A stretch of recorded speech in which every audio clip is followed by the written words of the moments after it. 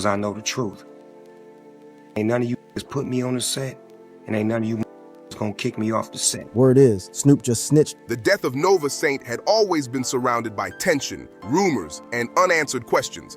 But now, after years of silence, legendary artist Sage Ryder is finally speaking out in court. Word on the street, Sage just implicated the feared street figure Titan Kane, and even hinted at his own possible involvement in the events leading up to Nova's murder. But the real shock, why he chose to break his silence now. Let me break it down. The courtroom froze when Sage Ryder apologized. The day Nipsey was gunned down. Were you there that day? Yes, I was. Guy rolled up, Nipsey's out signing autographs or whatever. Guy rolled up. I don't know what his intentions was. As I replay it, I just replay it over and over, and I wish I could have done something differently. I wish I'd have never left his side. And not just a soft apology, but a full-on confession of regret about his past ties to street politics. But then he took it to a whole different level, because Sage pointed the finger directly at Titan Kane, one of the most intimidating figures in West Crest street culture. Yes, that Titan Kane. In an explosive twist, Sage's own words connected Titan to conspiracy theories that had been floating around Nova Saint's tragic killing for years. And the way Sage laid everything out had insiders whispering a word nobody ever thought would be used for him: snitch. But let's rewind for a second. Nova Saint wasn't just another rapper. He was the heartbeat of Eastline City, a man who poured into his neighborhood while still navigating the dangerous streets that raised him. His death in 2019 didn't just break hearts, it set off a tidal wave of rumors. Some said it was a street beef gone wrong. Others whispered about deeper forces, power struggles, or betrayals behind the curtain. And one name that kept coming up, Titan Kane, Nova's former mentor, a man respected by some, feared by many. Now, fast forward to Sage Ryder. About the conspiracy theories. And I had never heard that. I had never heard the Nipsey Hussle conspiracy that Big U had that something to do with it, right? But let me get to a little deeper question. The rumor has it is that Nip came up to this guy and said, "I can't hang with you, or we can't be around because he was a rat," right? Right. Let me ask you a question. It's kind of harsh.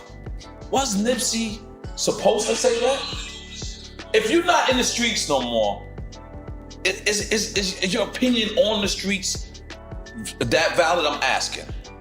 Yeah, I mean, you gotta understand it was two things. Well, let me ask you this, because what bothers me the most is when people say he got killed by one of his own homeboys. Notice how for decades, he wasn't just an artist, he was a global icon, a businessman, a cultural ambassador. But make no mistake, his roots were in Blue Haven, deep in the Northside Kings, and deep in the life. So when Sage took the stand, the world listened. His apology hit like a meteor. He said he regretted choices and alliances from his past. He apologized to the court, to the families, to Nova's fans, even to Nova's memory. But then came the moment that stunned everyone. When Sage suggested Titan Kane had played a role in creating the tension and environment that ultimately led to Nova's death. To many, that didn't sound like an apology. That sounded like cooperation with the feds. And in street culture, that one word keeps coming back: snitching. But here's where it gets wild, because Sage's courtroom testimony didn't come out of nowhere. It lined up with whispers people had been hearing for years, from Nova's closest friends, and even from Titan's comments in old interviews. Just listen to this chilling clip from Nova's friend Arrow, the guy who was with him the day Nova was shot. The raw pain in Arrow's voice sets the tone, because while he's replayed that traumatic moment 1,000 times, Sage's words forced the whole world to replay the same question. Was Titan Kane somehow connected to the chain of events that ended Nova's life? Titan, for his part, has always addressed these rumors head-on. In interviews, he brushed off the conspiracies and insisted people twisted the story. Take this clip where Titan clears the air about the whispers. Notice how frustrated he sounds, almost wounded that people would even link him to Nova's death. But the streets don't forget. And when Sage's testimony echoed those same suspicions, it poured gasoline on an already back to his own hood. All you talking that about Snoop can't come to the hood. He can do whatever I like when I like. Second of all, you 50 years old. You can't get a job, cuz? You mad at me, cuz? Because I won't help you no more? That's not the voice of already burning fire. Remember, Sage Ryder has always straddled the line between peacemaker and provoker. One minute he's calling for unity, the next he's firing shots at critics who challenge his credibility. Just listen to how he clapped back at people claiming he couldn't return to his old neighborhood. That didn't sound like someone scared of losing status. That sounded like a man who knows exactly how much power his name still carries. But in the courtroom, he flipped the script completely. Instead of brushing things off or staying vague, Sage gave investigators what sounded like real names, real connections, real context, and depending on who you ask, he crossed a line that might never be uncrossed. But before we dive deeper into the consequences of Sage Ryder's testimony, we need to pause and remember the humanity behind all of this. Nova Saint wasn't just an artist, wasn't just a street figure. He was a father, a son, a community builder dreaming of generational wealth for Eastline City. His closest friend described how Nova refused to abandon his neighborhood, even when danger was always lurking close by. That's the tragedy here, and that's why Sage's apology and finger-pointing felt so heavy. Because if Sage is telling the truth, then Titan Kane's role in the situation becomes way murkier than anyone dared to admit. And if Sage exaggerated, or worse, fabricated details to save himself, then he just poured gasoline on a fire that could burn his own legacy to ashes. Either way, the fallout is explosive. But the drama didn't end there. Because just when people thought the courtroom energy couldn't get any wilder, another twisted moment stunned everyone into silence. Let's walk through it. When Sage Ryder stepped into that courtroom, most people expected charisma and control, the same magnetic presence he'd carried for 30 straight years. Fans thought he'd charm the room, drop clever lines, and walk out untouched. They thought it would be just another celebrity trial moment, another chance for him to project the image of someone who had nothing to hide. And at first, was always lurking nearby. I'm gonna miss him. The world misses him. It's great what he's done for the world. I'm gonna miss his smile. I'm gonna miss him just rolling up on me. I'm gonna miss his advice. He give me books to read. It's just so many things I'm gonna miss about him. That's the tragedy. he delivered exactly that vibe. His voice softened, his posture calm, and he began with something nobody expected, an apology. He spoke about his past, about how his music and influence shaped street culture, sometimes in ways he regretted. He talked about how glamorizing gang life helped fuel violence that scarred whole neighborhoods for generations. It sounded like closure, like he was burying the old Sage Ryder and stepping forward as Sage the elder statesman. But what came next wasn't closure, it was an explosion, because after the apology came the accusations, and the name that dropped from his mouth was one nobody expected inside a courtroom: Titan Kane. The silence that hit the room afterward was chilling. It wasn't just that Sage apologized, it was that he blamed someone from inside the world they all came from. People who lived by those neighborhood codes knew instantly what had just happened. To outsiders, it might sound like Sage was simply being honest, but to those who know the streets, what Sage did was far more dangerous. He crossed into the realm of testimony. He broke the golden rule: no names, no cooperation, no betrayal of the brotherhood, even when the brothers are flawed. Why does that rule matter so much? Because in Stonehaven, the city that shaped both Nova Saint and Sage Ryder, credibility is everything. You can have fame, you can have wealth, but if your credibility dies, you're done. The streets run on respect, and respect cannot coexist with being labeled a collaborator or informant. That's why Sage's words didn't land like a simple confession, they landed like a nuclear blast. The reason Titan Kane's name is so charged is because of who he used to be to Nova. In Nova's early career, Titan wasn't just a manager, he was the bridge between the streets and the music industry. He downplayed one widely discussed incident as nothing more than a family matter. There was some sort of situation that happened, some sort of shootout with you, Nipsey, LAPD, something. No, that was what, 7 years ago? It wasn't no shooting. It wasn't no shooting. It was a family dispute. That's my little brother, you know what I'm saying? I love him to death. Explaining those words sound. He offered protection, connections, and credibility, but relationships born in the trenches are rarely simple. They often mix mentorship with control, loyalty with fear, and guidance with tension. As Nova grew into a businessman and visionary, carving his own lane, he no longer needed that street protection in the same way. Independence was his superpower, but also his risk. The space that opened between him and Titan became the breeding ground for rumors, whispers about power, jealousy, and shifting loyalties. When Nova Saint was murdered, those rumors erupted instantly. Some said it was a simple tragedy fueled by jealousy, but others whispered about deeper fractures, about political and personal power plays. Titan's name started circulating, Not because of proof, but because in that world, betrayal often comes from someone close, not from an outsider. Titan Kane never shied away from responding to the rumors, and his words always carried the tone of a man deeply tired of being tied to a narrative he insisted wasn't true. He rejected the accusations completely. He even flipped the argument, saying the shooter wasn't truly part of their circle in the first place, distancing himself from the accusation without directly attacking the rumor mill. But suspicions stick, especially in a community built on whispers and half-truths. And when Sage Ryder, of all people, said Titan's name in open court, those suspicions didn't just stick, they hardened into something heavier. The weight of Sage's accusation hits even harder because of the complicated relationship between Titan and Nova, a connection Titan himself admitted wasn't always peaceful. When asked about past conflicts, Titan acknowledged disputes, but called them family matters. Protective words, sure, but in street terms, family matters can be volatile, dangerous, and full of emotional landmines. In that world, disagreements aren't little arguments, they're moments that can shift alliances, unravel loyalty, or ignite long-standing tension. And that's why, despite Titan's denials, some people never stopped wondering whether there was more beneath the surface of Nova's death. Sage Ryder's role in reviving those doubts cannot be overstated.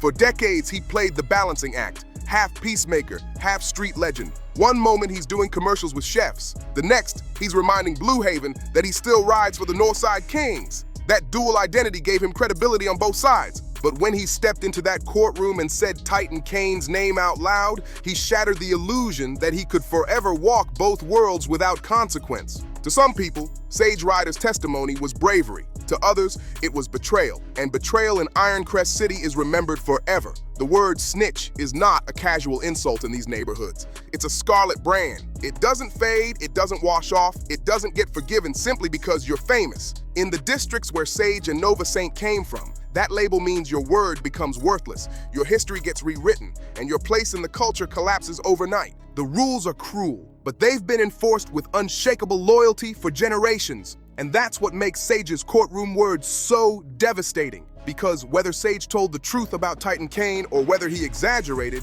it almost doesn't matter. What matters is how the community heard it, and they heard it as testimony. And testimony in the street code equals betrayal. So now the fallout is unavoidable. Titan Kane is back in defense mode again, reminding the public that there's no paperwork, no evidence, nothing tying him to Nova Saint's murder. In every clip, Titan's voice sounds tired yet fierce. The voice of a man who's had to repeat the same denial far too many times, but knows he has to keep saying it. For Nova's fans, Sage's words reopened a wound that never healed. And for Sage Ryder, his entire reputation, decades of credibility, now hangs under a single word: snitch. That's the tragedy of that courtroom moment. What could have been remembered as an act of humility, a chance for Sage to atone for old mistakes, is now remembered as the day he crossed the line. It's remembered as the day Sage pointed at Titan Kane and gave the streets something they will never forget. The ghost of Nova Saint never left Ironcrest City. Even years after his murder, his name carries an energy that stops conversations cold,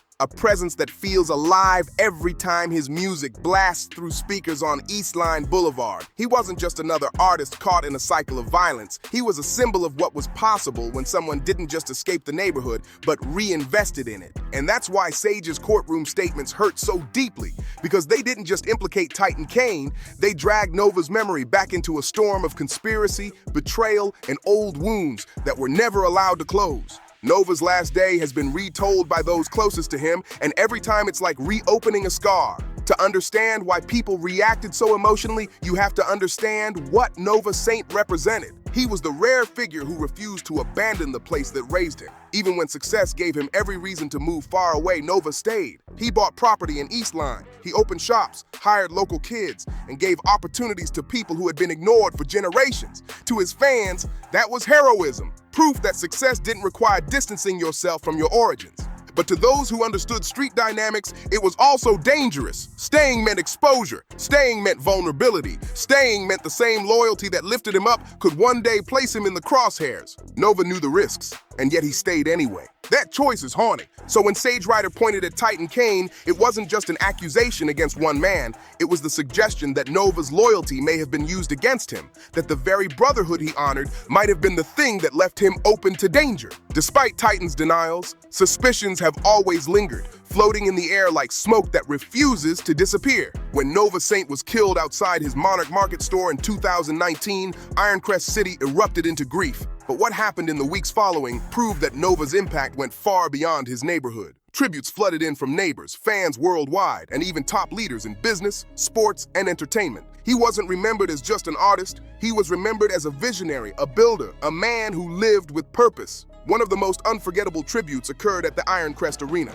a building usually reserved for championship parades and star-studded concerts, transformed into a sanctuary of mourning. More than 20,000 people filled the arena, and millions watched online as Nova's life was honored. A letter from a former president was read aloud, describing how Nova's dedication to uplifting his community was an inspiration far beyond Ironcrest. Those words carried enormous weight because they reflected what fans already believed, that Nova Saint was a rare kind of leader. His partner, actress Lena Brooks, delivered a heartbreaking tribute, speaking about their love and the legacy he left behind. Nova's mother reminded everyone to see past the violence and remember her son as a man of light. Friends like Sage Ryder and Rebel YG shared stories that painted Nova not as a distant superstar, but as a brother, a loyal friend, a fighter who believed in the future of his people. Inside the arena, the energy swung between tears and applause, between mourning what was stolen and celebrating what he built. Outside the building, fans lined the streets, holding candles, wearing his colors, chanting his name,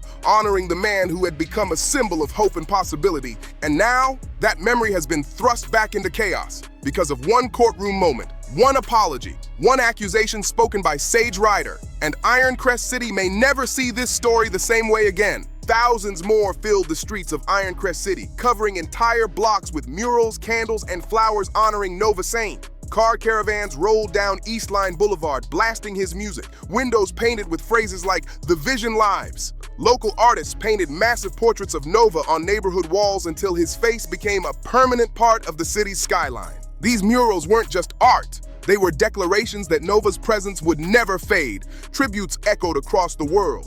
NBA players wore jerseys with Nova's number. Musicians honored him at concerts, and social feeds flooded with stories from fans who described moments of kindness that rarely make headlines. People didn't just talk about his music. They talked about the way he hired neighborhood youth, funded programs, and created businesses that lifted others up. And now, with Sage Ryder's courtroom confession, the community understood exactly what he had risked. He had broken the code. In Ironcrest, the rule is brutally simple. You don't cooperate, you don't name names, and you never point blame publicly, especially not in front of the system. The word for that is snitch, and in these neighborhoods, that is the most poisonous word imaginable. It cuts ties, it erases reputation, it destroys credibility, and credibility for men like Sage is currency. The emotional fallout stretched far beyond the courtroom. Fans flooded social platforms with anger, disbelief, and heartbreak. Some believed Sage finally spoke a truth too many powerful men were afraid to touch. Others believed he ruined his credibility forever, calling him a hypocrite for claiming to represent the streets while breaking the very code that defines them. And Nova's family, they were caught in the middle again. For them, the tragedy was never political. It was personal. Long before hashtags, Nova Saint was a son, a brother, a father, a partner. To the outside world, he became a symbol, but to his loved ones, he was simply a Mare Saint, the quiet kid who grew up to become a leader. What made the pain unbearable was how Nova's death never found peace. Every new rumor, every conspiracy theory whispered in barbershops, every accusation shouted online. It all ripped open the wound again. Instead of mourning privately, his family was forced to see his name pulled into narratives that had nothing to do with who he truly was. Nova's partner, actress Layla Monroe, lived the heartbreak daily. At his memorial, her trembling voice carried the weight of raising their son without him and one day explaining why his father was taken so soon. Nova's mother, Angelia Saint, had to carry the dual burden of losing her child while trying to uplift a grieving community that looked to her for strength. Nova's brother, Samir Black Sam Saint, had to juggle grief with responsibility, protecting Nova's businesses, continuing the Vision Market brand, and ensuring Nova's dream lived on. And for Ironcrest City itself, Nova was proof the cycle could be broken, that a man could rise above violence while still staying rooted in his community. But his murder proved the cycle was harder to escape than anyone wanted to admit. And Sage Ryder's courtroom confession proved something else, that even legends can't outrun the weight of the code. The streets don't forget, and they don't forgive. When the word snitch gets whispered, it becomes permanent. It doesn't matter if you're a small-time hustler or a global superstar. In neighborhoods like Ironcrest, the rules don't bend for fame. And now the question hangs over the West Coast like a storm cloud. Did Sage Ryder's testimony finally force the culture to face uncomfortable truths about loyalty and betrayal? Or did he bury himself deeper, trading decades of credibility for a moment of honesty the streets will never forgive? The ghost of Nova Saint lingers behind that question. His legacy lives in the music, the businesses, and the murals painted across Ironcrest City. But his ghost also lives in the street code, in the conversations about loyalty, betrayal, and the danger of speaking names out loud. Until that question is answered, Nova's ghost won't just haunt Sage Ryder. It won't just haunt Titan Kane. It will haunt the entire city that raised them. So what do you think about Nova Saint's murder and Sage Ryder's courtroom apology? Did his words reveal long hidden truths? Or did they only add more pain and confusion to Nova's legacy? Drop your thoughts below and click the card on screen for more.